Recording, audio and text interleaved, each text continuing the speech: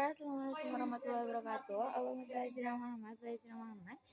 Yang terhormat Dr. Biani Prejumida selaku Direktur Pembinaan Pesantren seperti Kemaluan Al-Fida, dan terhormat juga dengan Mr. Afifah selaku dari Kemaluan Madrasah Sanawiyah Al-Quran Al-Fida, dan terhormat juga dengan Mr. Iman selaku dari Kemaluan Madrasah Aliyah Al-Quran Al-Fida.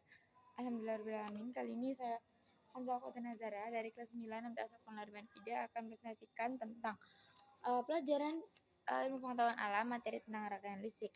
Jadi adapun rangkaian listrik, apa sih rangkaian listrik itu? Rangkaian listrik itu adalah sebuah aliran listrik yang ditimbulkan oleh muatan listrik yang bergerak pada suatu rangkaian.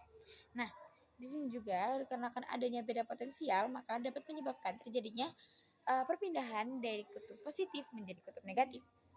Dengan di sini ada gambar kayak gini nih. Nah, ini namanya tuh kayak gini, itu namanya rangkaiannya. Untuk pengertiannya, yang V itu adalah sebuah beda potensial atau tegangan. Sedangkan untuk I itu adalah kuat arus listrik, R itu adalah hambatan. Nah, ada pun juga dia itu ini ya, apa namanya? Rumus biasanya juga hukum Ohm, tapi kalau misalnya ini juga ada rumus yang lainnya, itu adalah V atau beda potensial atau tegangan itu sama dengan W dibagi Q, atau W itu adalah energi listrik atau joule, Q adalah muatan listriknya atau kolom. Nah, ada pun juga hambatan dan hukum Ohmnya. Hambatan.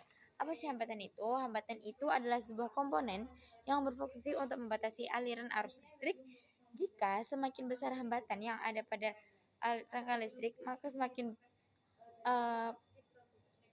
kecil arus listrik yang mengalir dalam rangkaian itu. Dan juga rangkaian listrik itu dapat disusun menjadi rangkaian listrik seri, rangkaian listrik paralel, dan juga rangkaian listrik kombinasi. Nah, ada juga untuk rumusnya itu adalah V sama dengan I dikali R. Dengan V adalah beda potensial atau tegangan, dan R itu adalah hambatan. Nah, ada juga untuk rumus yang lain lagi.